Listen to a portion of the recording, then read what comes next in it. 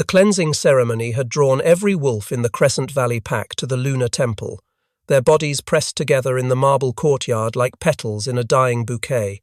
Sierra Thorne stood at the very back, as far from the raised dais as physically possible while still being present, her fingers twisted in the coarse fabric of her grey servant's dress. "Move aside, Omega," a she, Wolf hissed, shoving past her with barely concealed disgust. The woman's expensive perfume couldn't quite mask the deliberate insult she'd made sure her shoulder struck Sarah's healing bruise from yesterday's accident in the kitchens. Sarah bit her lip hard enough to taste copper and said nothing. Speaking would only make things worse. "Why do they even allow her here?" Another voice whispered, not quietly enough. "She's 23 and still wolfless, practically human." The words landed like stones in still water. 23 years old and still unable to shift, in a world where transformation defined your worth, where your rank determined your fate, she was nothing.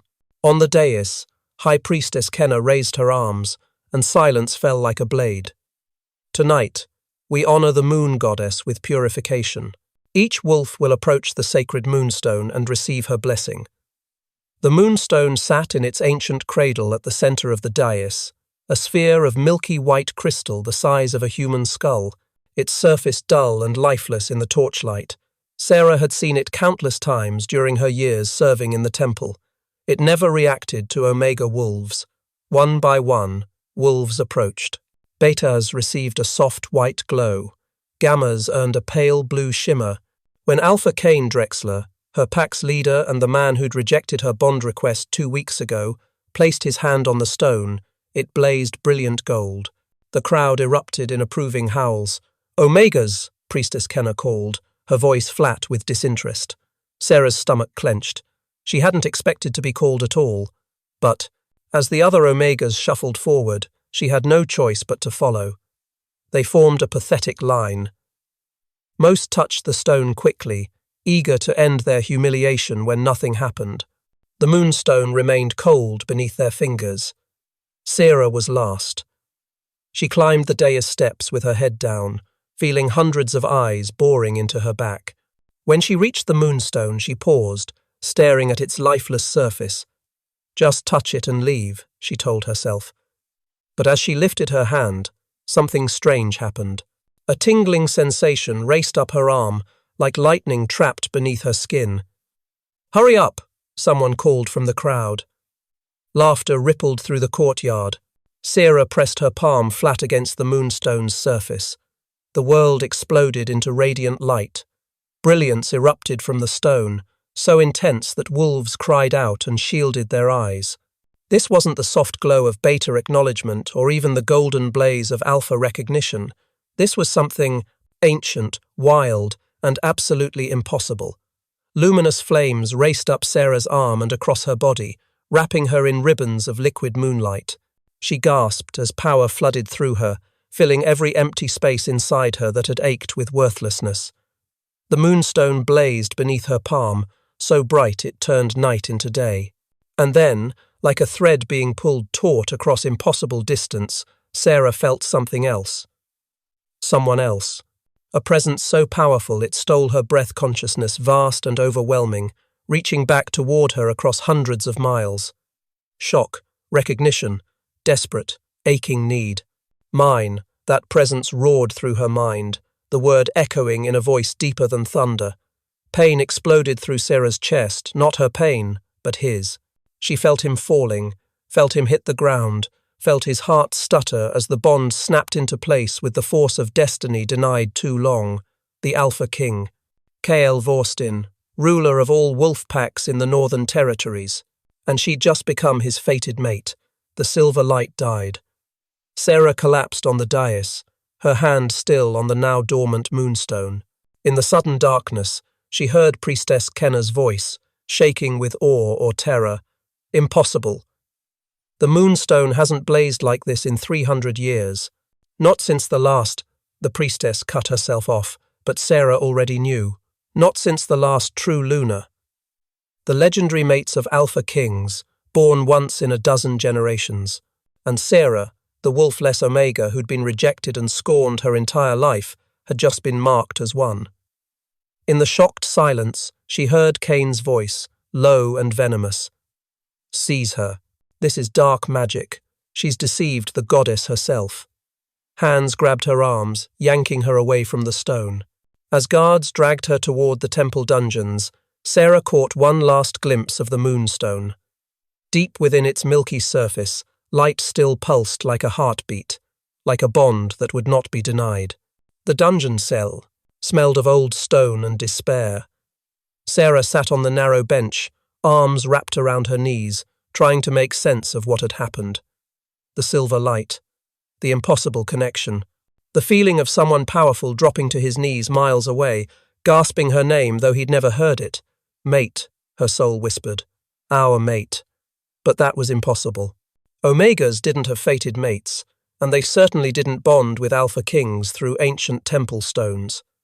Footsteps echoed outside her cell. The door swung open to reveal Alpha Cain himself. He studied her with cold calculation. "Well, the pathetic little Omega has caused quite a stir." Sarah said nothing. Years of survival had taught her when to stay silent. "Do you know what you've done?" Cain stepped inside, letting the door close behind him. "You've made our pack look like fools. That display, whatever trick you used, has every wolf in the valley questioning my leadership." "It wasn't a trick," Sarah said quietly. "I just touched the stone." "Liar!" Cain's hand shot out, gripping her chin hard enough to bruise. "Wolf-less Omegas don't make moonstones blaze. You're nothing, Sarah. You've always been nothing." His words should have hurt. 2 weeks ago, they would have shattered her. But something had changed when that silver light flooded through her. For the first time in her life, she felt like she mattered. "Let me go," she said, meeting his eyes steadily. Cain's grip tightened. "You're going to tell everyone it was a mistake. You're going to publicly reject whatever false bond you think you have, and then you're going to leave Crescent Valley forever. And if I don't? Then you'll have an accident, a tragic fall from the temple walls." Before Sarah could respond, a sound echoed through the dungeon, a long, mournful howl that made every wolf freeze. It was answered by another howl, then another, until the night was full of voices calling in distress. Cain's head snapped toward the barred window. "What in the goddess's name?" The door burst open. A Gamma guard stumbled in, his eyes wide with panic. "Alpha!" Riders approaching from the north. "Royal standards." He swallowed hard. "It's the Alpha King." The colour drained from Cain's face. "What?" "King Kale himself. He's demanding entrance to Crescent Valley. His messenger says—" The guard's voice dropped to a horrified whisper. "He says he's come to claim his fated mate." Sarah's heart stopped, then started racing. He'd come. The presence she'd felt across impossible distance, he'd felt it too. And he'd come for her. Cain released her chin so abruptly she nearly fell. He stared at her with fury and dawning dread. "You. This is your doing." "I told you," Sarah said, her voice stronger now. "It wasn't a trick. You can't be his mate. You're nobody. The one the Moonstone chose." Sarah stood, brushing past Cain toward the door. The guard instinctively stepped aside. "I believe the Alpha King is waiting." "Stop her!" Cain roared, but his voice held desperation rather than authority. Sarah walked out of the cell, through the dungeon corridor, up the stone steps toward the temple courtyard. Behind her, she heard Cain and his guards scrambling to follow. As Sarah emerged into the courtyard, she saw wolves lining the walls, their faces shocked and frightened. The massive temple gates stood open, and through them, she could see torches approaching dozens of them, carried by riders mounted on wolves larger than any she'd ever seen. At the front of the procession rode a man who made the air itself feel heavy with power. Even from a distance, Sarah knew him. The bond hummed and pulled, a silver thread connecting her heart to his. Kale Vorstin, the Alpha King, had come for his mate. But as she took her first step toward the gates, Priestess Kenna stepped into her path, flanked by temple guards. "Stop! That Omega is under arrest for blasphemy and dark magic. She cannot leave temple grounds until she's been tried by the High Council. Please." Sarah said quietly. Don't do this. The law is clear, Kenna replied. No wolf may leave this temple until… Her words cut off as the temperature dropped. Frost spread across the marble courtyard, and every wolf present felt it the crushing weight of an alpha's rage. Through the gates, the alpha king had dismounted. He stood in the torchlight, tall and broad-shouldered, his dark hair falling across his face. Even from here, Sarah could see his eyes blazing gold. When he spoke, his voice made the ground tremble. Release, my mate. The silence that followed Cale's command was absolute. Sarah stood frozen between Priestess Kenna's guards and the gates where the Alpha King waited. Every instinct screamed at her to run toward him, but years of conditioning as an Omega kept her rooted. Your Majesty, Priestess Kenna said, her voice admirably steady despite the fear radiating from her. This Omega has committed blasphemy. She used dark magic to deceive the sacred Moonstone. She is my fated mate. Kael's words cut through the priestess's explanation like a blade. He moved forward, passing through the gates with fluid grace, and wolves scattered before him. The Moonstone recognized what you were too blind to see. A true Luna has awakened, and you dare imprison her. Murmurs rippled through the assembled pack. True Luna. The words sent electricity through the crowd. That's impossible. Kane's voice rang out as he pushed through. She's wolfless. She's nothing. Do you question what the goddess herself has revealed? Kael's attention shifted to Kane. Or perhaps you question me. No, Your Majesty. I would never. She has a bond with me.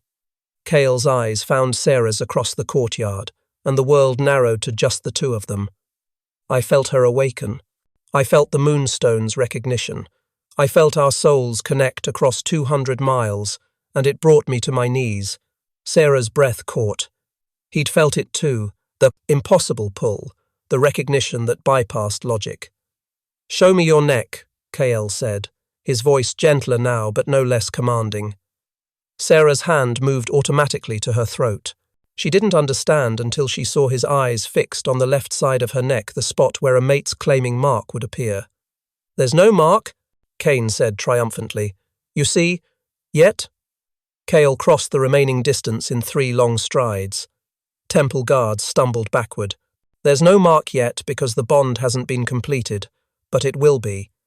He stopped directly in front of Sarah, so close she had to tilt her head back to meet his eyes. Up close, he was devastating sharp features, golden eyes that seemed to see straight through her. You feel it, he said quietly, for her ears alone. Don't you? Yes, Sarah whispered. I felt you fall, miles away. I felt your heart race when the bond snapped into place. Something fierce and possessive flickered across Kael's face. And I felt you awaken, felt your power flood through that ancient stone. His hand lifted slowly, giving her time to pull away. May I? Sarah nodded, not trusting her voice. Kael's fingers brushed her cheek, and the touch sent silver fire racing through her veins. She gasped, and so did he, both staggered by the intensity. The bond blazed to life between them, visible even to those without special sight, a shimmering thread of silver light connecting his heart to hers. Impossible. Priestess Kenna breathed. The bond manifestation. I've never seen it so strong. Because she's not just my true mate, Kael said, his thumb tracing Sarah's jawline with devastating gentleness. She's my true Luna, the first in 300 years. His eyes never left hers, and anyone who dares question her worth, who dares imprison or threaten what belongs to me, will answer to both the king and the goddess herself. But she has no wolf, someone whispered. Kael's smile was sharp. Doesn't she? He placed his palm, flat against Sarah's chest, directly over her heart. Heat poured from his touch, not burning but awakening. You're not wolfless, Kael murmured, his face so close, his breath ghosted across her lips. You're something else entirely, something so powerful it needed a true mate's touch to awaken. So stop fighting it, Sarah Thorne. Let me see your true self. I don't know how, Sarah admitted, tears pricking her eyes. "I've tried." "You were trying to be like them." Cale gestured dismissively at the pack. "But you were never meant to be like them." His power surged through their connection, wrapping around her. And suddenly, Sarah felt it, the thing she'd been missing her entire life. Not a wolf, something ancient, something wild and absolutely terrifying in its power. "That's it," Cale encouraged. "Let her out." Pain exploded through Sarah's body. But this time it wasn't the pain of failure. It was the pain of something long trapped, finally breaking free. Her bones shifted, her muscles reformed, and luminescence poured from her skin. The assembled wolves cried out in shock, because what emerged wasn't a normal wolf. Sarah's wolf form was massive, nearly as large as Kael's alpha wolf, with pure white fur touched with silver that shimmered in the moonlight. Her eyes blazed with the same radiance that had erupted from the Moonstone. A true Luna. Not just an alpha's mate, but a force of nature in her own right. Sarah's wolf moved on instinct, pressing close to Cale, nuzzling his throat. He made a sound low in his chest, satisfaction, possession, relief, and buried his fingers in her luminous fur. "Perfect," he murmured. "You're absolutely perfect." But as Sarah stood in her true form, finally whole, she felt something else. Danger. Not here, but coming. Something dark that would threaten everything they'd just found. Her wolf's instincts screamed a warning, and Sarah shifted back to human form. She swayed, dizzy from the first complete shift of her life, and Cale caught her immediately. "What is it?" he demanded, reading the fear in her eyes. "I don't know, but something's wrong." The temple bell began to toll, a deep, mournful sound that meant only one thing: war. A gamma burst into the courtyard, blood streaming from his shoulder. "Attack! The eastern border is under siege. Rogue wolves, dozens of them." He collapsed before finishing. Kyle caught him, lowering him gently. "Led by who?"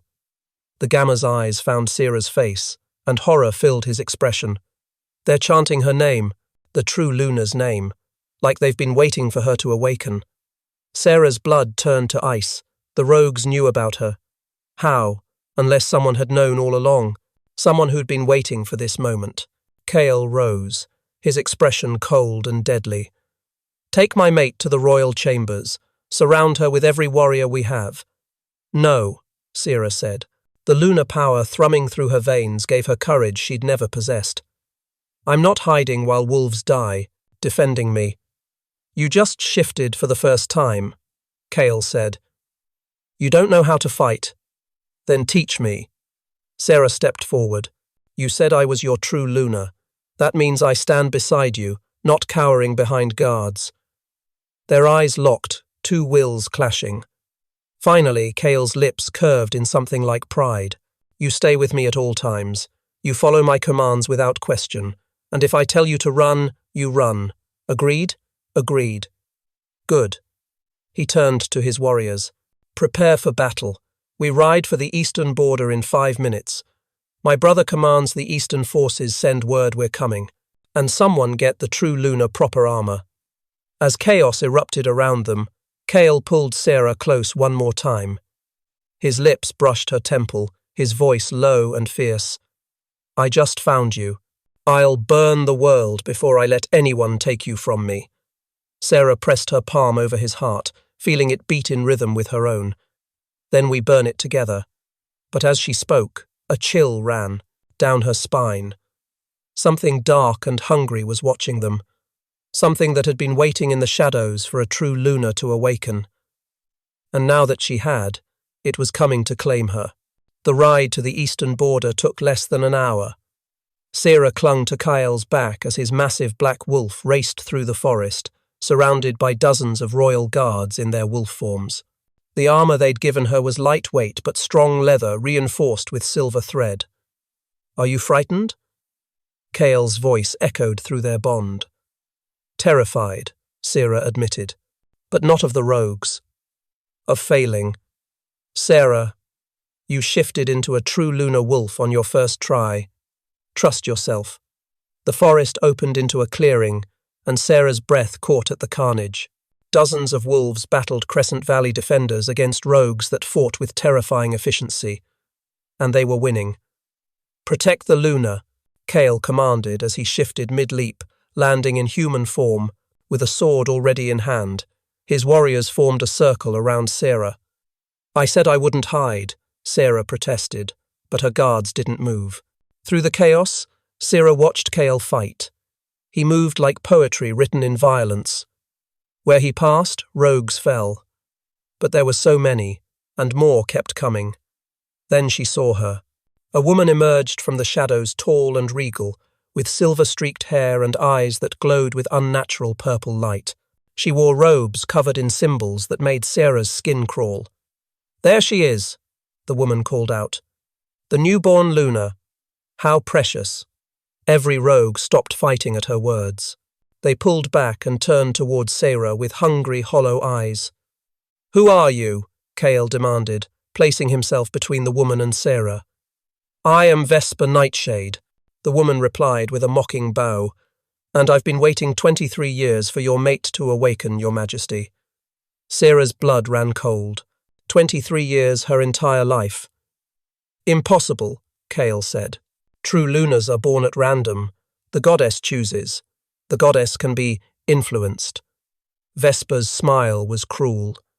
"With the right magic, the right sacrifice, I made sure a true Luna would be born in Crescent Valley, powerless and overlooked. I've been monitoring that Moonstone for decades with my scrying spells, waiting for the moment she would touch it and awaken. Tonight, when I felt the activation, I knew the time had finally come." "The Moonstone," Sarah whispered. "You corrupted it." "Very clever, little Luna." Vesper's eyes fixed on Sarah. "I've been feeding dark magic into that stone for decades, waiting for you to touch it, waiting for the bond with your true mate to snap into place. Because a true Luna's power is useless unless she's bonded to her Alpha King." Kale's entire body had gone rigid. "You wanted her to bond with me." "Of course. A true Luna bonded to an Alpha King holds enough power to reshape reality itself, to break the barriers between worlds, to free things imprisoned since the dawn of time." Vesper gestured, and the rogues began to advance. "And now that the bond is formed, all I need to do is take her from you." "Never." Kale's voice dropped to a lethal growl. "Oh, I will," Vesper said pleasantly. "But first, I think I'll make you watch as I drain every drop of power from your precious mate." She raised her hand, and dark energy crackled between her fingers. Before Kale could move, before his guards could react, Vesper hurled the magic directly at Sarah. Time seemed to slow. Sarah saw the black lightning coming, saw Kyle lunging to intercept it, but something inside her roared NO with such force it shook the ground. Radiance exploded from Sarah's body, not gentle, but a blazing inferno of pure lunar power. It met Vesper's dark magic in midair, and the two forces collided with a sound like reality tearing. The shockwave sent wolves flying backward. When the light cleared, Sarah stood at the center of scorched earth, her hands blazing, with power. She wasn't cowering anymore. "You want my power?" Sarah's voice echoed with authority she'd never possessed, resonating with the voices of every true Luna who'd come before. "Then come and take it." Vesper's confident smile faltered. "Impossible. You just awakened."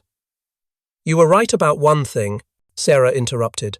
"A true Luna bonded to an Alpha King has extraordinary power, but you made one crucial mistake." "And what's that?" Sarah's eyes blazed pure luminescence. "You thought you could control me." She threw her hands forward, and radiant fire erupted in a massive wave. Rogues screamed as the light touched them, not burning their flesh, but burning away the dark magic that controlled them.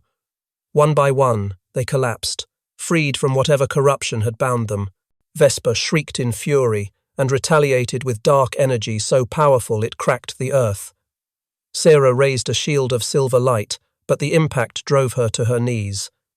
Pain exploded through her chest as the pressing the reeve. Dark magic pressed against her defenses. "Sarah!" Kael's mental voice was frantic. "Let me help you." "No," she gasped.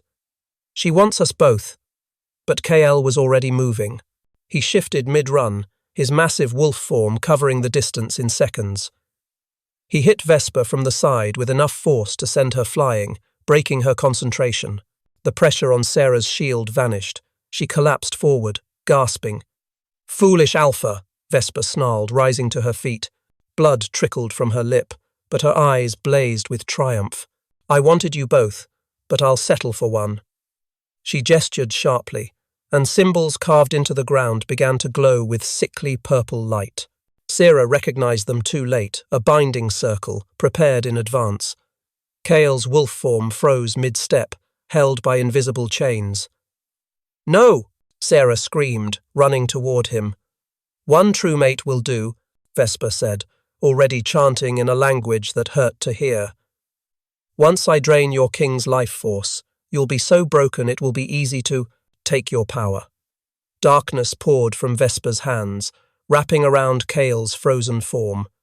Through the bond, Sarah felt his pain as the magic began to tear at his life force. She had to stop this, but how? "Let go," a voice whispered through her mind, not Kale's, but something older. "Stop trying to control it. Just let the lunar power flow through you." Sarah stopped running. She closed her eyes and did what the voice suggested. Let go of her fear, her doubt, her desperate need to prove she was worthy, and felt the full force of a true lunar's power flood through her veins. When she opened her eyes, the entire battlefield was bathed in moonlight that came from her skin. She could see the threads of dark magic binding Kale, see the corruption in Vesper's spells, and see exactly where to strike. Sarah raised her hand, and reality bent to her will. The binding circle shattered. The dark magic draining Kale evaporated like mist, and Vesper's trap turned to ash. "That's not possible," Vesper whispered, backing away. "You're untrained. You're weak." "His?" Sarah said simply. "And he's mine, and you just tried to take him from me." Luminous fire erupted from her hands one final time, but this wasn't an attack. It was a barrier, a wall of pure lunar power that surrounded Vesper in an unbreakable cage. "Let me out," Vesper shrieked, throwing herself against the glowing walls. "No," Sarah said calmly. "You're going to answer for what you've done." Kale shifted back to human form beside her, his hand finding hers immediately. Through their bond, Sarah felt his pride, his awe, his certainty that she was exactly what he'd needed. "Are you all right?" he asked softly. "I am now." Sarah leaned against him, suddenly exhausted. "But I think I need you to catch me in about 3 seconds." "I've got you," Kale promised. Sarah's knees buckled, and true to his word, Kale caught her before she hit the ground. As consciousness faded, she heard him calling for healers, heard relieved voices, celebrating their victory, and heard Vesper's screams from inside her cage. But louder than all of that, she heard Kale's voice through their bond, warm and certain. "Sleep, my Luna. I'll be here when you wake, always." And for the first time in her 23 years, Sarah Thorne fell asleep feeling completely safe. Sarah woke in a bed so soft it felt like floating on clouds. For a disoriented moment, she thought she was back in her servant's quarters. Then she felt the bond, a warm, golden thread connecting her heart to another's, and memory crashed back. She sat up too quickly and immediately regretted it as the room spun. Easy. A gentle hand pressed against her shoulder, guiding her back to the pillows. An older woman with kind eyes and greying hair smiled down at her. "You've been asleep for 2 days, Luna. Your body needs more rest." 2 days? Sarah's voice came out as a croak. "Where's Kale? Is he?" "The king is fine. He's been at your bedside almost constantly, though we finally convinced him to attend to pressing matters an hour ago." The woman, a healer, judging by her green robes, offered Sarah a cup of water. "Drink slowly. Your power reserves are completely depleted." Sarah sipped gratefully. As her senses sharpened, she became aware of her surroundings. The ceiling soared above her, decorated with painted constellations that seemed to shimmer. Tapestries depicting ancient lunar ceremonies covered the walls, and through massive windows she could see mountains stretching to the horizon. "Where am I?" Silvercrest Palace. The king's personal residence. "You're in the Luna's quarters. They've been empty for 300 years, waiting for you." The weight of those words settled over Sarah. 300 years. "I need to see him," Sarah said, pushing herself upright despite the healer's protests. "I need to know he's really all right." The door burst open, and Cale strode in, his eyes immediately finding hers. Relief flooded his face, followed, quickly, by irritation. "You're supposed to be resting," he said, crossing to the bed, but his hands were gentle as they cupped her face. "Do you have any idea how frightening it was watching you collapse? Feeling you slip away through the bond while I couldn't do anything." "I'm sorry," Sarah whispered. "I didn't know using that much power would—" "You saved my life. Saved all our lives." Cale pressed his forehead to hers. "Don't apologize for that.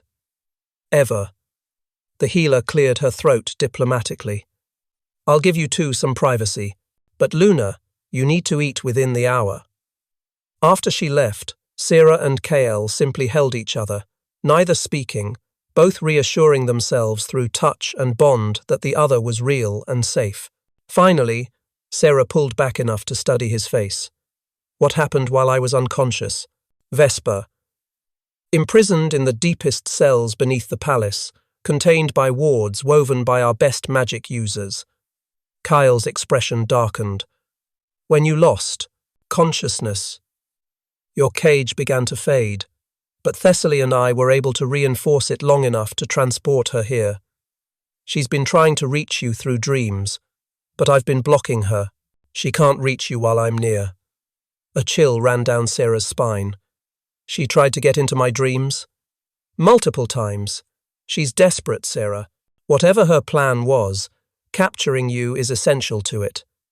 The rogues she controlled have been freed, but she had backups, cells of corrupted wolves still hunting for you. Then I need to get stronger, need to learn to control my power properly. Which is exactly why I've summoned someone to help." Cale's expression shifted to something cautious, though I should warn you, she's not what you'd expect.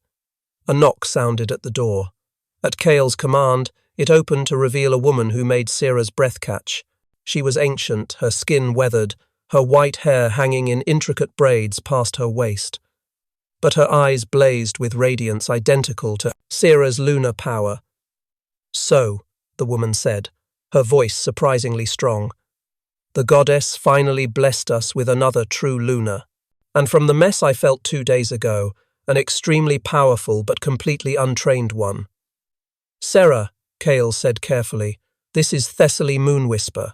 She was 27 when she served the last true Luna, 300 years ago. That Luna's magic preserved her before she died, keeping Thessaly alive to serve the next one." Sarah's mind reeled. "You've been waiting 300 years? Give or take a decade." Thessaly moved into the room with surprising grace. "You're very young, very raw, and very, very powerful. Dangerously so, if you don't learn control. Can you teach me? That depends. Can you handle hard truths? Because I won't coddle you. You're not just his beloved, you're a weapon, a shield, and a crown all in one. If you don't learn to wield yourself properly, you'll destroy everything you're trying to protect." Cale growled low in warning. "Careful, Thessaly. Truth is truth, young king." Thessaly didn't even glance at him. "Well, Luna? Are you ready to discover what you really are?" Sarah thought about Vesper's corrupted magic, about the rogues still hunting her, about the responsibility crushing down on her shoulders. Then she felt Cale's hand squeeze hers, felt his absolute faith through their bond. "Teach me," Sarah said firmly. "Teach me everything." Thessaly's stern expression cracked into the smallest smile. "Good. We start immediately. King, you're dismissed." "Dismissed?" Kyle's eyebrows rose. "This is Luna training, which is sacred and private. Out." Thessaly made a shooing motion. "You can fawn over your mate later." Cale pressed a kiss to Sarah's temple. "I'll be just outside if you need me." After he left, Thessaly's expression grew serious. "Now then, Let's discuss why Vesper is so desperate to capture you, and why your power scares me almost as much as it excites me. Scares you? Child, 2 days ago you created a prison of pure lunar light, strong enough to contain a dark sorceress who's been practicing forbidden magic for centuries. You did this after already depleting your power reserves. Do you have any idea how impossible that should be? Sarah shook her head. A normal true lunar takes years to build that level of power. Decades to wield it with precision. You did it on instinct, in your first real fight. Thessaly moved to the window, which means one of two things. Either you're the strongest true lunar ever born, or Vesper was right, and your power was artificially enhanced somehow. Enhanced how? That's what we need to discover. Because if Vesper tampered with you before your awakening, if she planted something in you. Thessaly turned back, her expression grave. Then you might not just be bait. You might be a weapon she's planning to activate from inside your own soul. The training began at dawn and didn't stop until past midnight. Thessaly was merciless, pushing Sarah to her limits and beyond, forcing her to access her lunar power in increasingly difficult ways. Again, Thessaly commanded as Sarah collapsed to her knees in the private training courtyard, sweat dripping from her face despite the cool mountain air. I can't, Sarah gasped. I've already created 20 shields, battled 50 conjured enemies, and woven protective wards. I have nothing left. You have everything left. You're just afraid to access it. Thessaly's voice was sharp. What will you do when Vesper's followers attack again? Tell them you're too tired. Sarah gritted her teeth and raised her hands again. Luminescence flickered weakly between her fingers, then died. Pathetic. Thessaly waved her hand, and a bolt of radiant energy flew at Sarah. Instinct made Sarah throw up a shield. The magic shattered it easily, sending her flying backward into the courtyard wall. Pain exploded through her shoulder. Before she could recover, Thessaly sent another bolt. Stop! Sarah screamed, scrambling to her feet. I can't. Then you'll die. Is that what you want? To fail your mate? Thessaly's assault intensified. Fight back. Something inside Sarah snapped. Not with rage, but with determination forged from years of being called worthless. She was done being weak. Radiant fire erupted from her body in a sphere of protective energy. Thessaly's attacks bounced off harmlessly, and Sarah advanced through them, her power growing. Better, Thessaly said, but she didn't stop. Now show me you can strike. Sarah thrust her hands forward, and luminous lightning arced from her palms. It hit Thessaly's shield with enough force to illuminate the entire courtyard. The ancient advisor smiled a true, genuine smile. There she is. There's the true Luna. She dropped her attack, and Sarah's power faded immediately, leaving her trembling. But this time, when she fell to her knees, it was with accomplishment rather than defeat. You have good instincts, Thessaly said, helping Sarah to her feet. But instinct won't be enough. Vesper has been planning whatever she's doing for decades. If we're going to stop her. If? Sarah interrupted.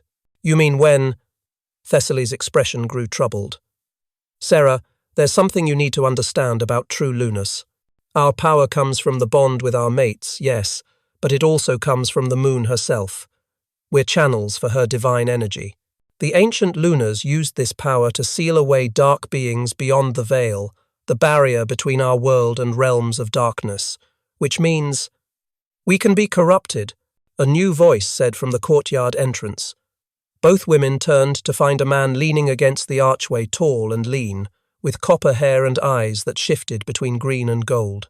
Power radiated from him, different from Kael's commanding presence, but no less formidable. Prince Darian, Thessaly said, her voice cooling noticeably. I didn't realize you'd arrived. Father sent me to check on the new Luna. The man's gaze fixed on Sarah with uncomfortable intensity, and to offer my services as a trainer.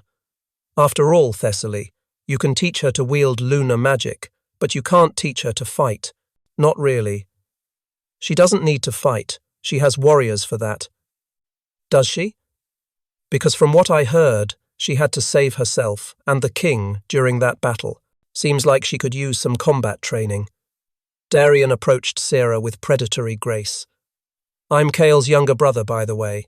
Beta Prince, commander of the royal armies. He doesn't like to advertise our relationship. We have complicated family dynamics. I didn't know Kale had a brother, Sarah said. Most don't. He keeps me busy with military campaigns. Darian circled her, assessing. You're smaller than I expected. More fragile looking. I'm amazed you survived Thessaly's training methods. I'm stronger than I look, Sarah said, lifting her chin. Prove it. In a move too fast to track, Darian grabbed her wrist and yanked, pulling her off balance. In a real fight, your enemies won't wait for you to summon your power. So what do? Sarah tried to pull away, but his grip was iron. Let go. Make me. Power surged through Sarah on a wave of anger, but Darian was ready. He twisted her arm, forcing her to her knees before she could release it. See? In the time it takes you to charge your magic, you're already dead. He released her and stepped back. You need to learn to fight without it, to use your power as a supplement, not a crutch. That's enough, Thessaly snapped. She's been training for hours. Actually, Sarah interrupted, rubbing her wrist. He's right. Vesper grabbed me during the battle. If I'd known how to break a hold, I could have escaped before Kale had to rescue me. Darian's expression shifted to something like approval. Smart girl. Thessaly can teach you the mystical aspects. I'll teach you how to stay alive. He offered his hand to help her up. Training at dawn tomorrow. Don't be late. As he left, Thessaly made a disgusted sound. That man is going to get you killed. Maybe, but right now, I need every advantage. Sarah looked at the ancient advisor. You said true Lunas can be corrupted. What did you mean? Thessaly was silent for a long moment. Finally, she sighed. Come, there's something I need to show you. She led Sarah deep into the palace, down winding stairs, until they reached a locked door covered in wards, so powerful they made Sarah's skin prickle.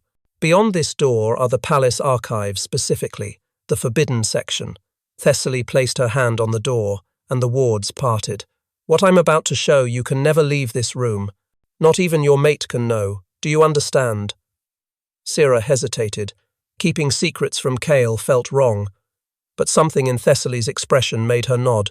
Inside, the archive was small, just a circular room lined with shelves holding maybe 100 books and scrolls. But the power contained here made the air thick. Thessaly pulled a leather-bound tome from the highest shelf. This is the chronicle of the last true Luna. Her name was Ilara Starweaver, and she was powerful beyond measure. She ruled alongside the Alpha King for 50 years, bringing peace to all wolf territories. What happened to her? She was corrupted. Thessaly turned the pages, revealing illustrations of a beautiful woman with silver hair and haunted eyes. By a dark sorceress, not unlike Vesper.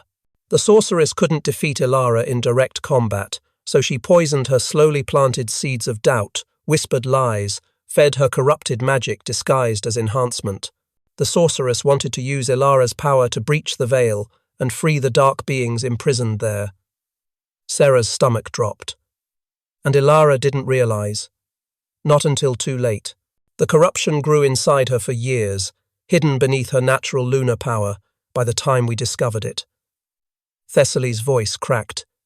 She killed her mate, drove a pound, blade through the Alpha King's heart in front of his entire court, then took her own life immediately after.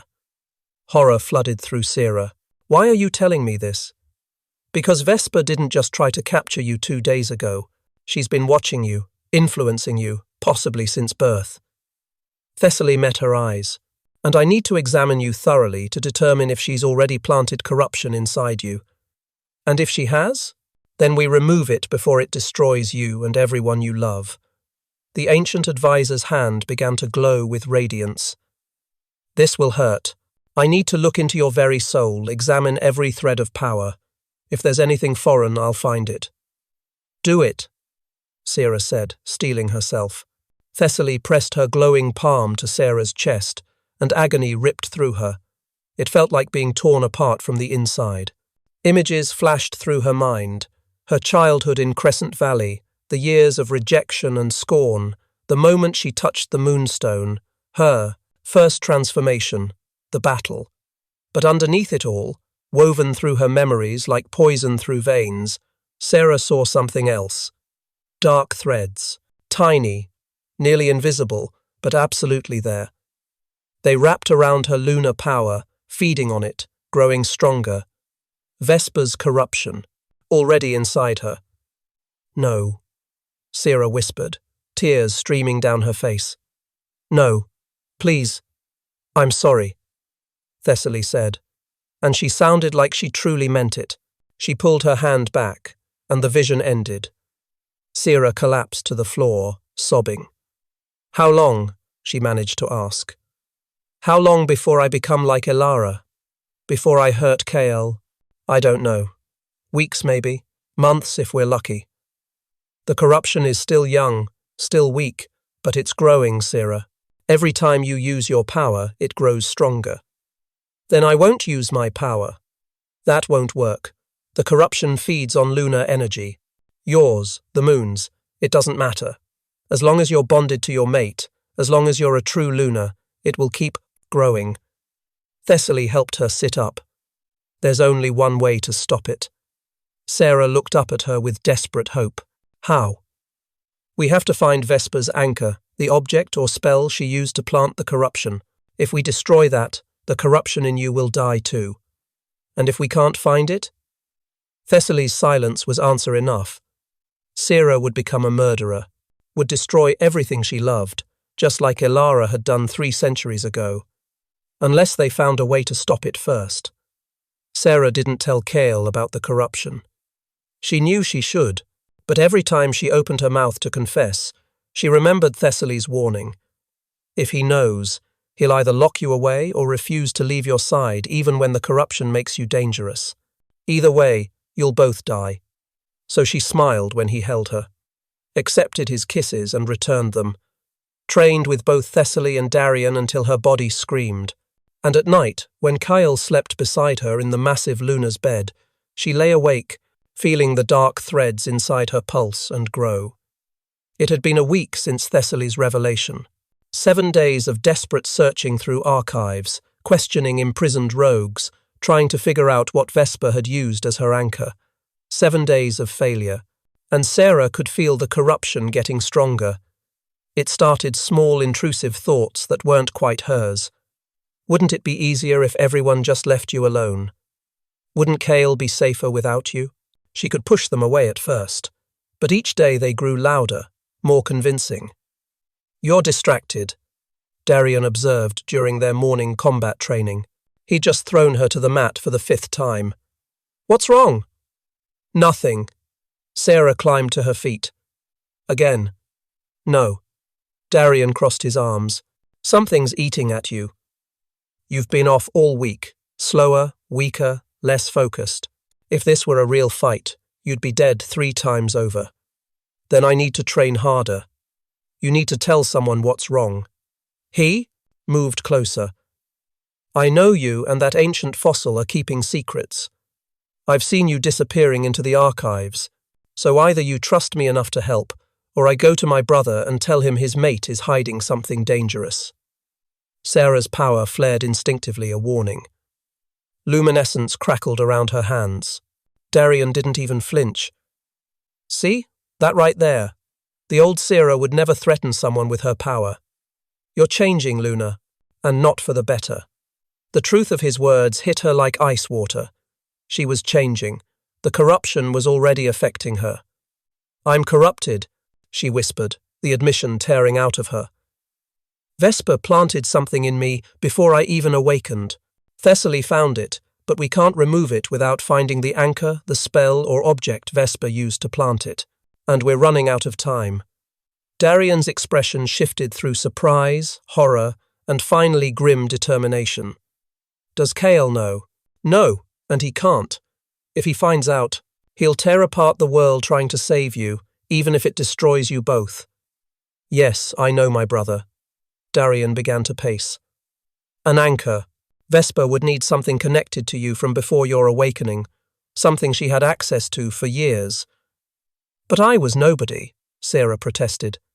Just an Omega servant. Why would a powerful sorceress? She stopped, a horrible thought occurring. Unless she put it there before I was born. Through your mother? I don't know. I never knew my mother. She died in childbirth, they told me. My father raised me until I was 5, then he. Sarah's throat tightened. They said he abandoned me, left me at the Pack Temple and never came back. Or he was killed, Darian said quietly. If Vesper wanted to ensure her plan worked, she'd eliminate anyone who might interfere. The suggestion made Sarah's stomach turn, but it also sparked a memory. Wait. Before my father left, he gave me something, a necklace with a small silver pendant. I wore it every day, until... Her hand flew to her throat. Until I was 18. It broke during a ceremony at the temple, and I never found it again. 5 years before you awakened, Darian said. Convenient timing. Where did the ceremony take place? The Lunar Temple in Crescent Valley. But that was 5 years ago. Then we search. Darian grabbed her arm, already pulling her toward the door. Come on. We can't just leave. Kale is in council meetings until sunset. Thessaly is researching. No one will miss us for hours. His grip tightened, and every second we waste is another second that corruption grows. So move. They took 2 guards, not enough to draw attention, but sufficient for basic protection. Darian used his authority as Beta Prince to override their objections about leaving the heavily protected palace, claiming it was a brief reconnaissance mission to assess the valley's defenses. The ride back to Crescent Valley felt surreal. Just 2 weeks ago, Sarah had been a servant here. Now she returned as true Luna. The Lunar Temple stood at the valley's center, its white marble columns gleaming. Priestess Kenna met them at the entrance, her face pale. Luna Sarah, she said, bowing deeply. I apologize for my actions during the ceremony. I didn't understand what the goddess was revealing. Please forgive my doubt. There's no time for that now, Sarah said. We need to search the temple, specifically the chamber where ceremonies are held. Of course, but may I ask what you're looking for? A necklace. Silver pendant, simple chain. It broke here 5 years ago. Recognition flickered across Kenna's face. I remember that day. You collapsed during the ceremony. Where are broken items from ceremonies kept? Darian demanded. The offering chamber. Everything that falls during sacred rituals is considered blessed. We store them. Kenna's eyes widened. Oh, goddess. You don't think... Show us. Now. The offering chamber was small, lined with shelves holding decades of accumulated objects. The sheer volume made Sarah's heart sink. This will take hours, she said. Then we search for hours, Darian replied, already pulling items from shelves. They worked in tense silence. An hour passed, then 2. Sarah's hands were dusty and scratched, her hope fading with each empty box. You won't find it, a voice whispered in her mind, dark, familiar, definitely not hers. Vesper's too clever. You're going to fail, just like you failed at everything else. Shut up, Sarah muttered, pushing the corrupted thought away. Did you say something? Darian asked. No, keep searching. But the voice persisted, growing louder. Why are you even trying? You know how this ends. You'll kill Kale, just like Elara killed her mate. It's already inside you, growing, waiting. Stop it, Sarah whispered, pressing her hands to her temples. Sarah? Darian moved toward her. What's wrong? The corruption. It's getting stronger. I can hear. She cut off as her fingers brushed. Something on a high shelf. A tingle of recognition raced through her. Wait. She reached up and pulled down a small wooden box. Inside, nestled in faded velvet, was her necklace. The chain was broken, but the pendant was intact, a simple silver disc etched with symbols she'd never been able to read. The moment her fingers touched it, pain exploded through her chest. The pendant blazed with sickly purple light, and Sarah felt the corruption inside her surge in response. "That's it," Darian breathed. "That's the anchor. We need to destroy it," Sarah gasped, trying to drop the necklace, but her hand wouldn't obey. The corruption was fighting her, using her own body against her. "Darian, I can't let go." He drew his knife and moved toward her. "Don't fight me. I'm going to cut the connection." The temple doors exploded inward. Wolves poured into the offering chamber, dozens of them, their eyes glowing with the same purple corruption that pulsed from the pendant. And behind them, smiling with cold triumph, walked Vesper. "Did you really think I wouldn't notice you finding my anchor?" she said.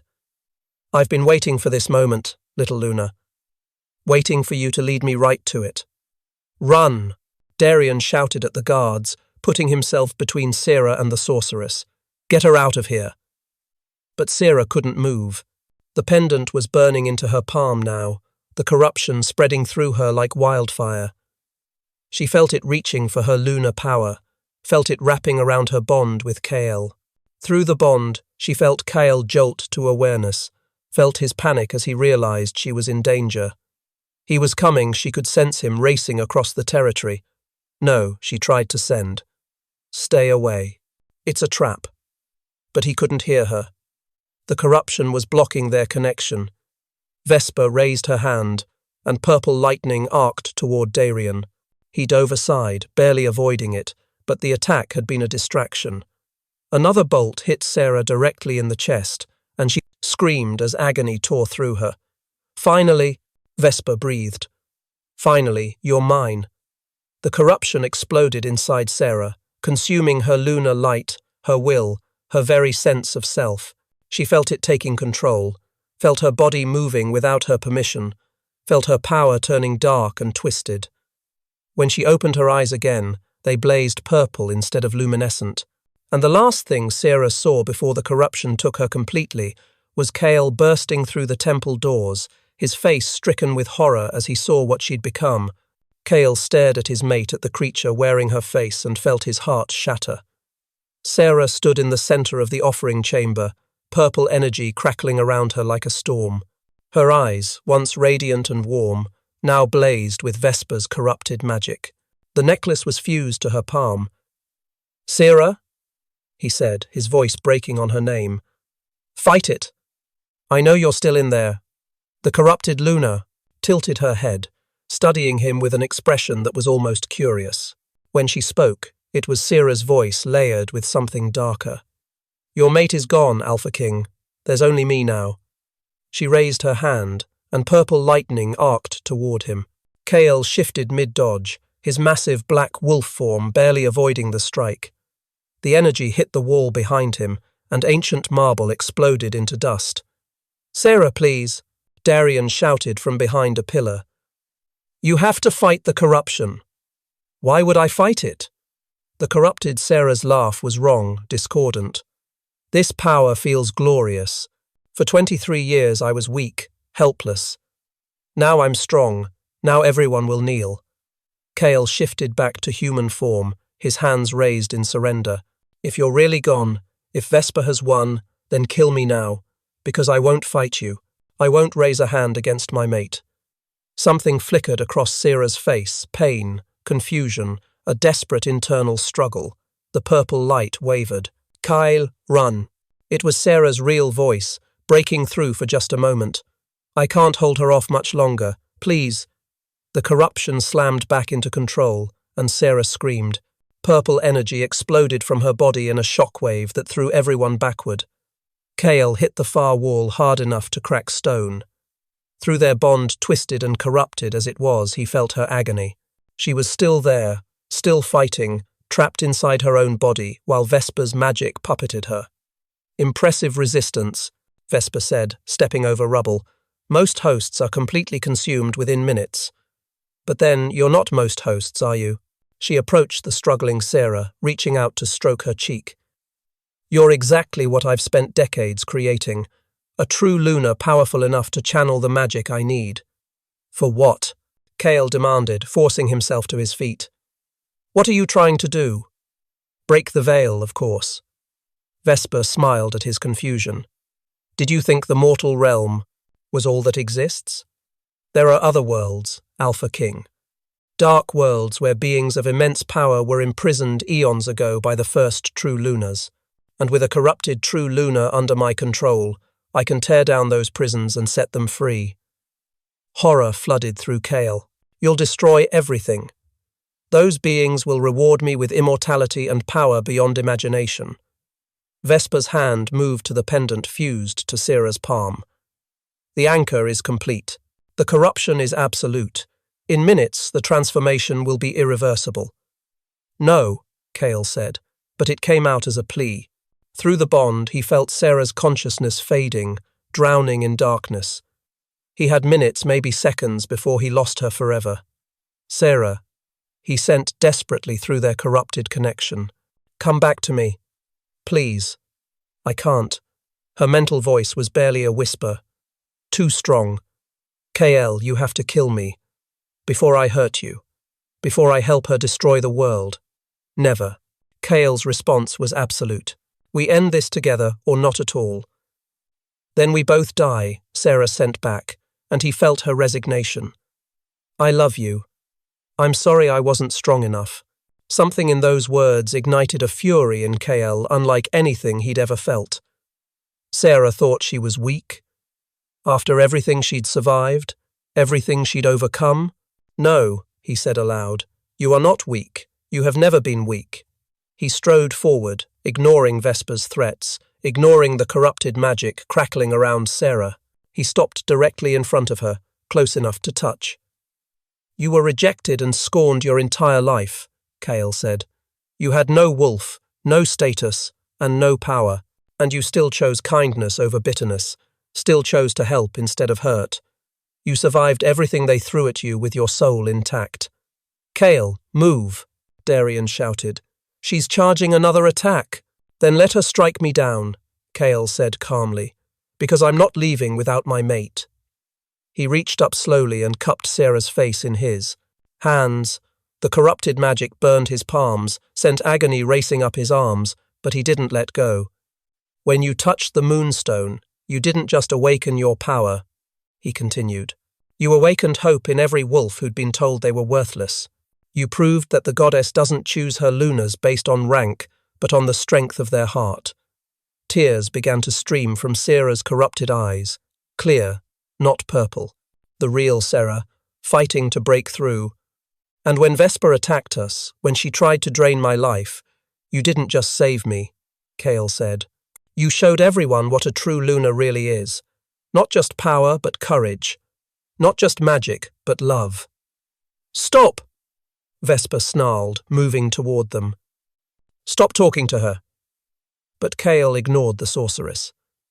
So if you think I'm going to let some ancient witch steal you from me, he said, his forehead pressing against hers, you don't know your mate very well. He kissed her. It wasn't gentle. It was desperate, claiming a declaration of everything he felt through the bond.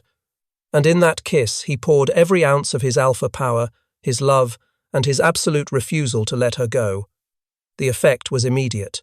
Radiance erupted from their joined lips, pure lunar magic flooding through the corrupted connection. Sera gasped against his mouth, and Kale felt her consciousness surging forward, fighting back with renewed strength. I'm here, he sent through the bond. I've got you. Fight. Together, their combined power slammed into the corruption like a tidal wave. Kyle felt it recoiling, weakening, and unable to withstand the force of a true mate bond pushed to its absolute limit. No, Vesper screamed, raising her hands to send another surge of dark magic. I won't lose this. Yes, you can, a new voice said. Thessaly appeared in the temple entrance, her ancient body glowing with radiance. Behind her stood dozens of wolves, Kael's royal guard and warriors from every pack. Did you really think we wouldn't? Notice you'd found the anchor, Thessaly said. We've been tracking you since you left the palace. She raised her hands, and every wolf behind her did the same. Luminescence poured from them pack magic, the collective power of wolves united. The wave hit Vesper head-on, slamming her backward and pinning her against the far wall. She shrieked in fury, but she was outnumbered and outmatched. "Kyle, the pendant!" Thessaly shouted. "Destroy the anchor!" Kyle pulled back from Sierra, his hands still cupping her face. "Can you let go of it?" "I." Sarah's eyes were clearing, purple fading back to luminescence. "I think so, if you help me." Together they focused on the pendant fused to her palm. Kale wrapped his hands around hers, his alpha power joining her lunar magic. The necklace blazed with purple light, fighting to maintain its hold, but they pushed harder. With a sound like reality tearing, the pendant broke free from Sarah's skin. "Now!" Thessaly commanded. Kale threw the necklace to the ground and brought his boot down on it with every ounce of supernatural strength he possessed. The pendant shattered, releasing a shockwave of dark energy. When the darkness cleared, the corruption inside Sarah was gone. She collapsed against Kael, her legs giving out, and he caught her immediately. Through their bond, now clean and clear, he felt her exhaustion, her pain, but also her profound relief. "Is it over?" she whispered against his chest. "Not quite," Thessaly said grimly. The ancient advisor and her wolves still had Vesper pinned, but the sorceress was laughing. "You think you've won?" Vesper's voice was ragged but triumphant. "You think destroying one anchor stops what I've put in motion? I have contingencies. Other anchors, other corrupted wolves, other plans." "Then we'll stop those too," Kale said coldly. "Will I rot in your deepest prison?" Vesper's smile was chilling. "Or will your precious mate spend the rest of her life wondering if I planted other corruption inside her? Will she ever trust her own thoughts again?" Sierra flinched against Kale, and he felt her fear spike through the bond. "Ignore her," he said firmly. "She's trying to manipulate you." "Sleep well, little Luna," Vesper said. "I'll be waiting." Before anyone could react, Vesper's form began to shimmer and fade. The anchor's destruction had weakened the magical chains, holding her just enough for her pre-prepared escape spell to finally activate. "No!" Thessaly's power surged, trying to hold the sorceress, but Vesper slipped through like smoke. "She's teleporting!" In seconds, the dark sorceress vanished completely, leaving only her mocking laughter behind. The temple fell silent. Kyle held Sierra tighter, feeling her trembling. "She's gone," Darian said, limping forward with blood dripping from a cut. "Damn it." "We'll find her," Thessaly said, but she sounded uncertain. "Not today," Kale interrupted. He looked down at Sierra, at his mate who'd just fought off. Corruption that should have consumed her completely.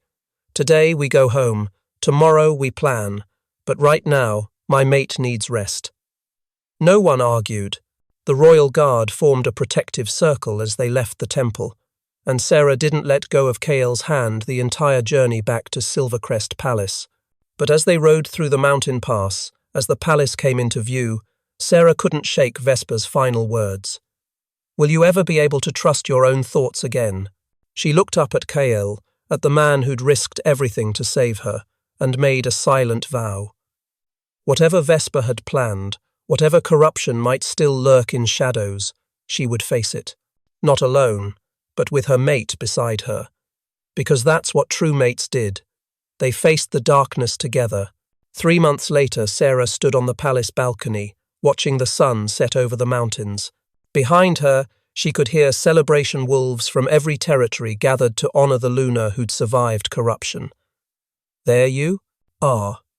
Kale's arms wrapped around her waist from behind. "They're asking for you inside." "Let them wait," Sierra said, leaning back against him. "I needed a moment. 3 months since the temple, 3 months of training, of regular examinations to ensure no other corruption lurked inside her. 3 months of hunting for Vesper, following leads that went nowhere. But they were also 3 months of healing, of learning to trust herself again. "Thessaly says I'm ready," Sarah said quietly.